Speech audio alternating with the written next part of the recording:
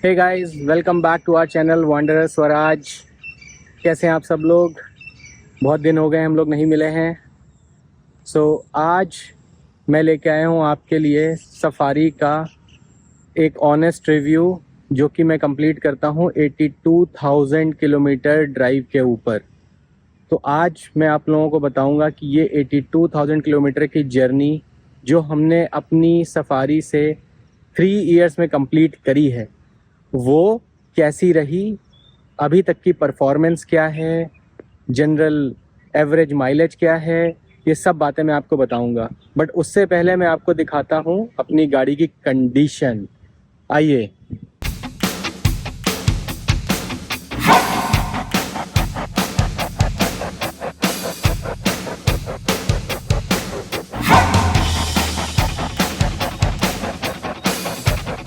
चलिए अब एक एक करके बात करते हैं। सबसे पहले इन 3 सालों में हमने क्या क्या करवाया। हमने इन 3 सालों में सबसे पहले अपनी गाड़ी के ऊपर ये करवाई हुई थी पीपीएफ, और ये 5 साल वाली पीपीएफ है।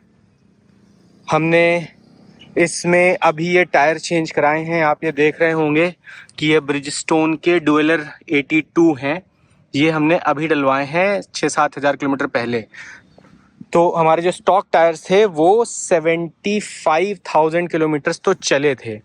और अगर आपने हमारी लद्दाख ट्रिप की पूरी ड्राइव्स देखी हैं तो आपको पता होगा कि वहाँ पर हमारा पीछे वाला टायर जो है एक फट गया था पत्थर से लग के।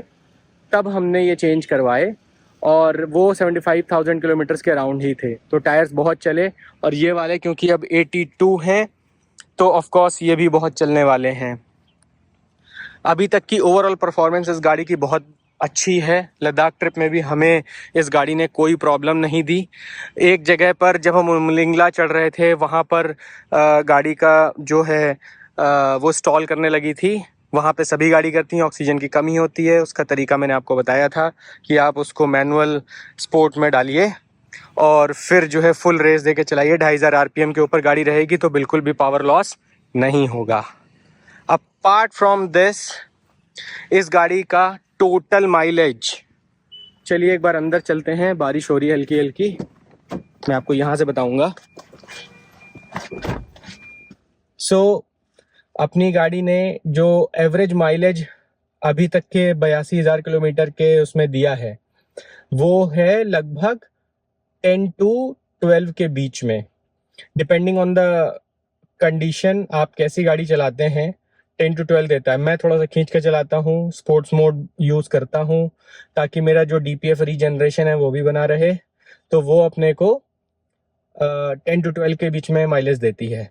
हमने अपनी गाड़ी में कुछ और गैजेट्स लगवाए थे, जैसे कि हमने अपनी गाड़ी में लगवाया था ये, जिसको बोलते हैं डैश कैम।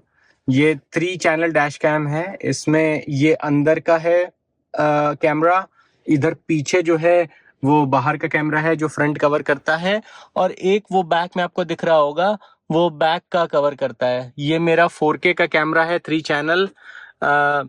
ये आपका वुल्फ बॉक्स i07 है और ये काफ़ी अच्छा परफॉर्म कर रहा है। इसको 2 साल होने वाले हैं, मुझे अभी तक कोई प्रॉब्लम नहीं। इसमें 256 GB का मेमोरी कार्ड मैंने डाला है। ये 1 TB तक सपोर्ट करता है। और मैंने इसमें पार्किंग मॉनिटरिंग सिस्टम भी लगा रखा है, मीन से हार्ड वायर्ड है फ्यूज बॉक्स से, तो उससे वारंटी भी वॉइड नहीं होगी। और ये मेरा पार्किंग में भी करता है। अराउंड उसको ले करके लगभग 12 से 14 दिन के बीच में ये रिकॉर्डिंग कर लेता है। ओके, मैं आपको दिखाता हूँ कि अपनी गाड़ी का अभी करंट क्या दिख रहा है। अभी आप ये देखेंगे तो आपको दिखेगा कि अपनी गाड़ी 82,158 किलोमीटर चल चुकी है, और इसीलिए मैं 82,000 किलोमीटर वाला रिव्यू कर रहा हूँ। अब अपार्ट फ्रॉम दिस, मैंने अपनी गाड़ी में इसके अलावा जो है सब स्टॉक पे ही है। ओवरऑल आपको ये बताऊं कि गाड़ी ने मतलब परफॉर्मेंस कैसी दी, तो इसने मुझे कभी भी, हमने एक महाराष्ट्र की ट्रिप करी थी 5,000 किलोमीटर की round trip from Greater Noida to till Mahabaleshwar, और वो हम अजंता एलोरा वाला भी सब कवर करते हुए आए थे। तो उस टाइम पे भी गाड़ी ने हमको कहीं पे कोई प्रॉब्लम नहीं दी और कभी ये नहीं बोला कि नहीं हमें नहीं चलना है अभी, वेट कर लो या समथिंग लाइक दैट, ऐसा कुछ नहीं हुआ। हम हमेशा काफ़ी अच्छे से इसको प्रोसेस कर पाए। उस ट्रिप पे भी हमने बहुत अच्छे से ड्राइव करी। एक चीज़ बस वहाँ पर आई थी कि जो अपना DEF है वो बहुत जल्दी ख़त्म हो रहा था। तो बिकॉज आई थिंक हम पहाड़ी वाड़ी पे भी जा रहे थे, और जो मेरा DPF रीजनरेशन था वो 5% कम हो गया था। तो जब मैं उस ट्रिप से लौट के आया तो मैंने वो सर्विस सेंटर पे जा करके रीजनरेट करा दिया। लैपटॉप लगाया तो उसमें पता चला कि 5% इसमें DPF बचा हुआ है, जिसको कि क्लॉगिंग हम ख़त्म कर सकते हैं, वो उन्होंने कर दी थी, और उसके बाद से वापस वो नॉर्मल स्टेट में आ गया। आजकल मैं अपना DEF HP से डलवाता हूँ बाहर से।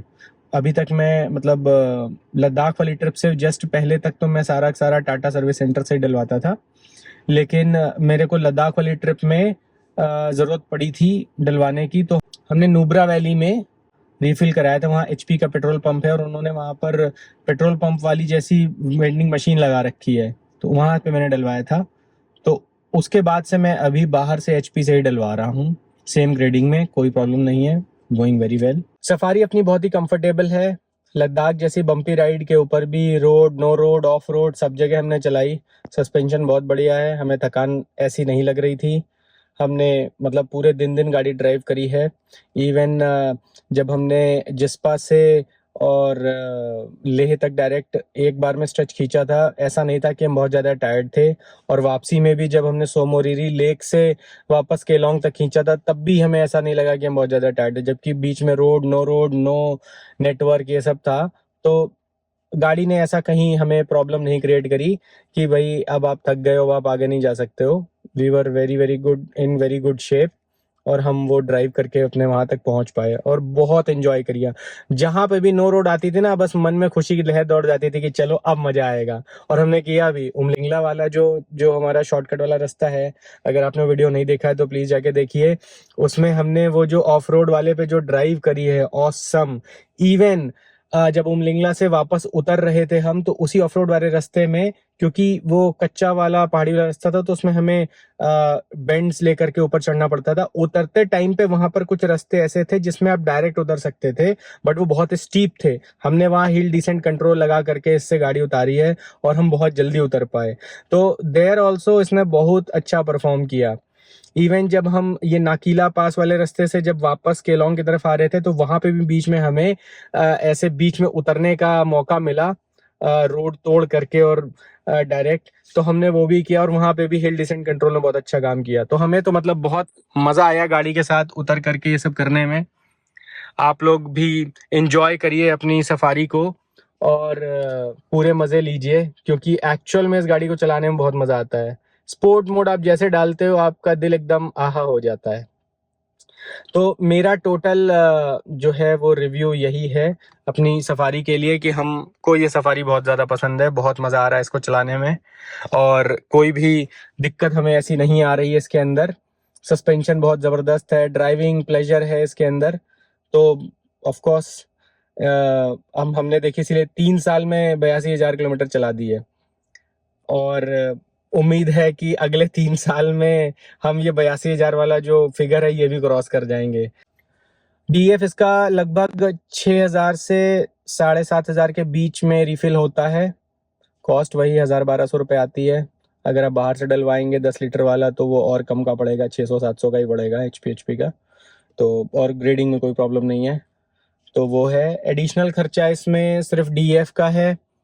और ऑफ कोर्स डीजल के लिए मैंने आपको बता ही दिया कि इसका 10 से 12 का माइलेज है, depending on your driving conditions. लोगों ने इससे 16-16 भी निकाले हैं। मैंने भी जब लॉन्ग ट्रिप्स करी हैं केवल क्रूज लगा करके, तब मुझे 17 का माइलेज मिला है 800 किलोमीटर के ड्राइव में ऑन क्रूज। तो आप निकाल सकते हैं, और ट्रैफिक में ऐसा नहीं है कि आपको प्रॉब्लम होगी। अपनी गाड़ी है ऑटोमेटिक, तो हम तो ऑटोमेटिक में इसको ऑटो होल्ड लगा के चलते हैं। ऑल्दो आप अगर सर्विस सेंटर में और लोगों से बात करोगे तो कहेंगे आप ऑटो होल्ड मत लगाओ, बट इस फीचर के लिए तो मैंने गाड़ी ली है। तो ऐसा नहीं है कि मेरे ब्रेक पैड्स जल्दी खिंचते हैं। लोगों के भी 55-58 तक गए हैं, मेरे भी 55-58 तक ही गए। मैंने तभी एक बार इसमें ब्रेक पैड चेंज करवाए हैं, आगे वाले वो भी। तो मैं मतलब ट्रैफिक कंडीशंस में इस ऑटो होल्ड को यूज करता हूँ। बस एक काम ये करता हूँ कि जैसे ट्रैफिक लगता है कि देर तक का है, तो मैं इसको न्यूट्रल पर डाल देता हूँ। बस यही था मेरा आज का ऑनेस्ट रिव्यू। आप इस गाड़ी को लेकर के बहुत अच्छे से घूम सकते हैं। मेरी वाली में 360 कैमरा नहीं है, नई वाली जो है उनमें 360 कैमरास भी आ रहे हैं, जो मुझे लगता है कि होना चाहिए। तो अगर आप नई वाली ले चुके हैं या ले रहे हैं तो गो फॉर इट, बहुत मजा आने वाला है आपको इस गाड़ी में। और इसके जो मोड्स हैं वो भी बहुत अच्छे काम करते हैं।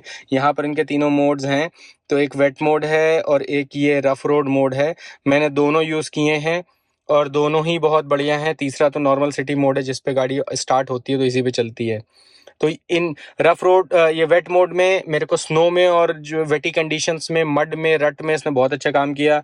और ये रफ रोड मोड में जब भी ऑफ रोडिंग में मैं जाता हूँ तो मैं इसको यूज़ करता हूँ, तो ये भी मेरे को बहुत अच्छा मतलब ग्रिप और कॉन्फिडेंस प्रोवाइड करते हैं। स्टेयरिंग का थोड़ा सा फीडबैक चेंज हो जाता है, और टायर्स में जब आप एक्सेलरेट करते हो तो आपको टायर्स में से पता चलता है कि आपको फीडबैक बहुत अच्छा मिल रहा है। बस guys, thanks so much for watching this video. अगर आपको कोई और डाउट हो तो प्लीज़ हमारे इंस्टाग्राम हैंडल पे आप जा करके मेरे को कमेंट लिख सकते हैं, और आप इस वीडियो पे भी कमेंट कर सकते हैं। Take care, bye bye.